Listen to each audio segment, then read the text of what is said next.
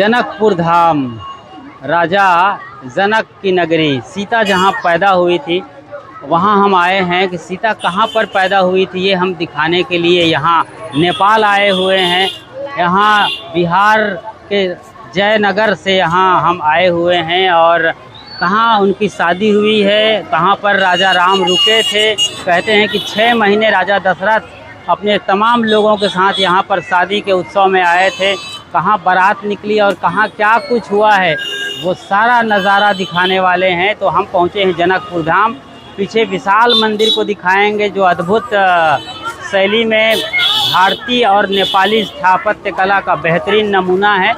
और चारों तरफ आवाजाही आप देख रहे हैं, आसमान बिल्कुल नीला है और शानदार इसमें ये जो चमक है बादलों की वो आपका मन मोह लेने वाले हैं। लेकिन इसके अलावा भी बहुत शानदार नज़ारे हैं और साथ में होंगे हमारे रामलाल साहब जी आए हैं विशेष यहाँ, तो उनसे भी बातचीत होगी।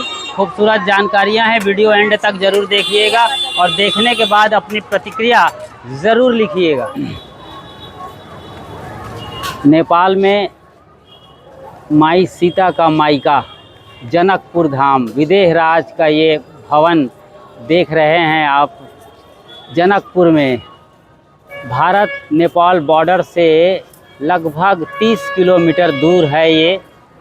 भारत के मधुबनी से चलकर हम आए हैं। 70 रुपये के किराए पर ट्रेन में सवार होकर आए हैं यहाँ जनकपुर धाम। जयनगर रेलवे स्टेशन से जनकपुर धाम रेलवे स्टेशन। माता सीता का जन्म स्थल इसे कहा जाता है। यहीं कहीं राजा जनक जब हल चला रहे थे तब उनको सीता मिली थी खेत में। हांडी में एक बच्ची नज़र आई रोती हुई और उठाया गया, पालन पोषण हुआ। वही जनक राजा की पुत्री कहलाई जानकी और ये ससुराल है राम का। जब हल चला रहे थे तो जो नाली बनती थी उसी नाली में से वो घड़ा निकला था और इसलिए चूँकि नाली को सीता कहा जाता है, बच्ची का नाम सीता रख दिया गया। सीता मतलब हल चलने पर बनने वाली नाली। और ये उसका भव्य दरबार है ससुराल का। राम राजा राम अयोध्या के अवध नरेश यहाँ मिथिला के दामाद कहलाते हैं। उनका ये पूरा दरबार, आइए उनके दरबार के अंदर प्रवेश करते हैं। ये विशाल प्रांगण है। इस तरफ लक्ष्मण मंदिर भी यहाँ पर साफ साफ नज़र आता है और उधर विवाह मंडप जहाँ राम जानकी विवाह हुआ था, ऐसा लोगों का कहना है, मान्यता है। रामायण के अनुसार ये सारी बातें हैं। आप वाल्मीकि रामायण पढ़ें इसके लिए या फिर अध्यात्म रामायण या तुलसीकृत रामचरितमानस। और ये एक मंडप है जहाँ पर लोग ठहरते हैं, विश्राम स्थल अस्थायी तौर से बनाया गया है। तो चलते हैं मंदिर के अंदर और नज़ारों को देखते हैं कि क्या क्या है मंदिर के भीतर। मध्य प्रदेश की रानी, जी हाँ, मध्य प्रदेश के टीकमगढ़ की रानी वृषभानु कुंवरी ने ये मंदिर बनवाया था 1910 के साल में। यहाँ विशेष कुछ था नहीं, प्राचीन मंदिर कहीं और हैं, लेकिन उस रानी ने जो टीकमगढ़ की हैं वृषभानु कुंवरी ने ये मंदिर की निर्माण के लिए नींव रखी थी यहाँ पर। और 1910 के साल में ये भवन तैयार हुआ राजा जनक का।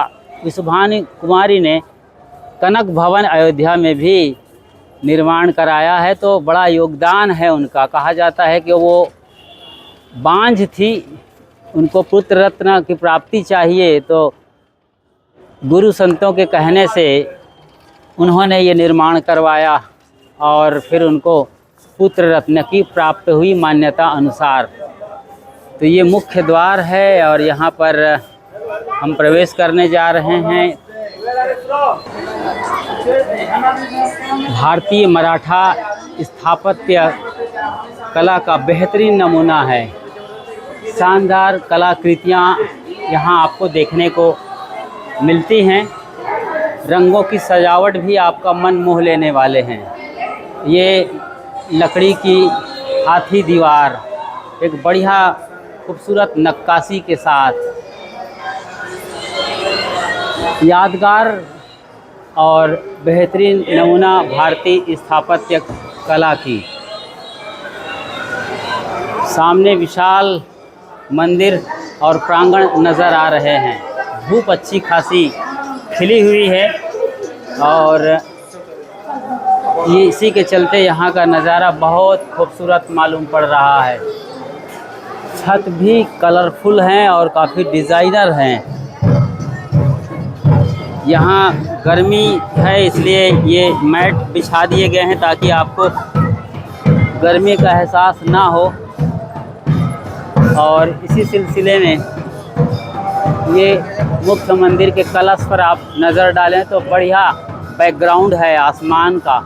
नीला बादल और धवल, नीला आसमान और धवल बादल। तो ये मुख्य मंदिर, हालांकि यहाँ पर फोटोग्राफी की मनाही की सूचना नज़र आ रही है, लेकिन देखते हैं हम कहाँ तक ये फ़ोटो ले पाते हैं, कहाँ तक ये दृश्य नज़र आता है। ये हम देख रहे हैं वो राम, जानकी और लक्ष्मण और उनके तमाम भाई बंधु, चारों भाई की मूर्तियां हैं वहाँ पर। ये मुख्य मूर्तियां नज़र आ रही हैं जो पीले कपड़े धारण की हुई हैं। बीच में राजा राम और माँ जानकी। आरती इस वक्त हो रही है, लोग लगातार आरती कर रहे हैं।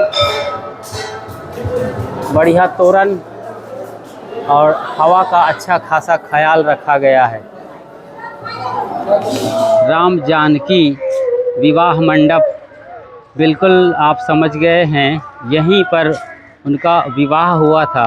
और विवाह के पहले एक अद्भुत घटना घटी थी, वो आप जानते होंगे। जिस तरीके से राम और सीता के दोनों दलों के बीच जो मजाक हुआ था। शादी के पहले जब राजा राम वहाँ अवध से आए थे, यहाँ मैथिल राजा जनक के दरबार दामाद बन के आए थे, तो अभी शादी हुई नहीं थी। उस वक्त जब रुके थे जौनार में या जनवास में, तो एक ख़ास मजाक किया गया था माँ सीता की सहेलियों द्वारा राम और उनके तमाम साथियों को। तो वो मजाक क्या था, वो सुनने लायक है। वो मजाक में बड़ी गहराई छिपी हुई है, जीवन की सत्यता छिपी है। हाँ। और उसमें राम को विनोद रूप में कह रही हैं सखियाँ, अति उदार करतुतीदार, अति उदार करतुतीदार सब अवधपुरी की जी। खीर खाए पैदा सत करती पति कर कछु नहीं कामा। हाँ हाँ। तो जो अवधपुरी की बामा है, स्त्रियाँ हैं, तो बड़ी जादूगरनी है और वो खीर खा करके बच्चा पैदा करती, पति की कोई ज़रूरत ही नहीं पड़ती। खीर खाए बोलते हैं, खीर खाए पैदा सुत करती पति कर कछु नहीं कामा। ओ, तो इसका ऐसा क्यों कहा? उसका वो ये क्योंकि सुन रखे थे। हाँ। खीर खा करके राम चारों भाइयों को जन्म दिया ऐसे करके। हाँ, राम आदि चारों भाई जी। दशरथ ने पुष्टेष्ट यज्ञ किया था और तमाम अपने वशिष्ठ विश्वामित्र गुरुओं के जरिए जी। ये यज्ञ में खीर जो आया था उसको दिए अपने रानियों को। तो राम आदि चारों भाई पैदा हुए थे। फिर जबरदस्त मजाक किया था और राम को निरुत्तर कर दिया लगभग। सहेलियों ने ऐसा तंज कसा था। तो राम भी क्या कहा था? तो लाइन पहली क्या है? अति उदार करतुती द्वार, अति उदार करतुतीदार अवधपुरी की बामा, खीर खाए पैदा सुत करती पति कर कछु नहीं कामा। हाँ। फिर इन बातों को सुनकर राम लजा गए, क्या हुए? राम जो है उत्तर देते हैं और मंद मुस्कुराते हुए एकदम हंसी का, उनके व्यंग का उत्तर देते हैं, विनोद का। वो कहते हैं कि पीछे राम जानकी मंदिर जहाँ पर वही शादी विवाह हुआ था उन दोनों का, इसी के आसपास की घटना है। हाँ, क्या कहते हैं राम?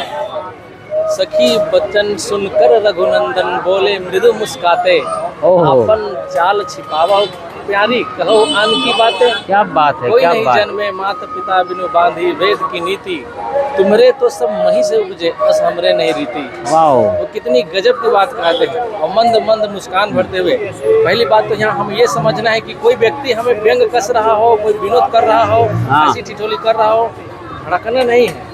बिल्कुल। शांति से ही उसका उत्तर दिया जा सकता है, मुस्कुराहट के साथ। मुस्कुराहट के साथ। और इसी में मनुष्यता भी है, प्रेम भी है और आपसी सौहार्द की बात होती है। तो कहते हैं बोले मृदु मुस्काते, आपन चाल छिपाओ प्यारी, कहो आन की बातें। है प्यारी, अपनी चाल छिपाती हो और दूसरी की बातें करती हो। कोई नहीं जन्मे माता पिता बिनु बांधी भेद की नीति, माता पिता के बगैर किसी का जन्म नहीं होता, चाहे किसी को अवतारी पुरुष कह दिया जाए।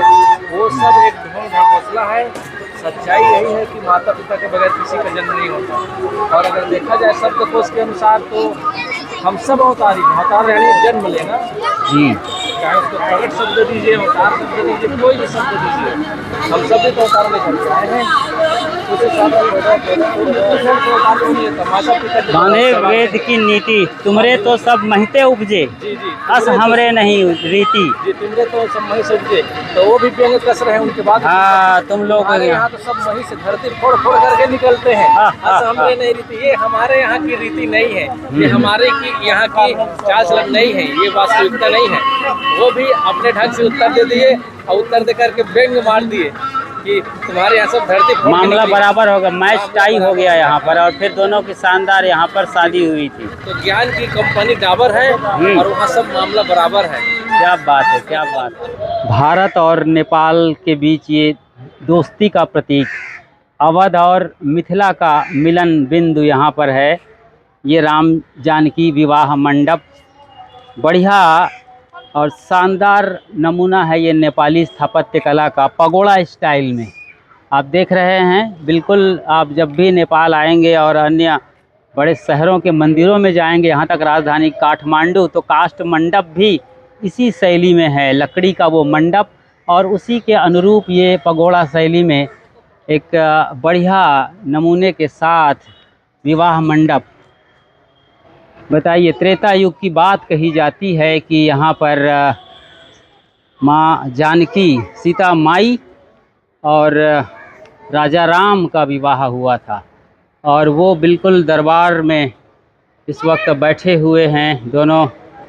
और राजा जनक के गुरु शतानंद, वशिष्ठ और विश्वामित्र जो अवध से आए थे, राजा दशरथ के गुरु, वो और उनके चारों भाई, और पूरी यहाँ पर सब कुछ है। मतलब चारों भाई अपने अपनी पत्नियों के साथ, स्वयं वशिष्ठ जी महाराज इस तरफ नज़र आते हैं ये, और राजा जनक भी यहाँ पर हैं। तो सब पूरा परिवार यहाँ बैठा हुआ है।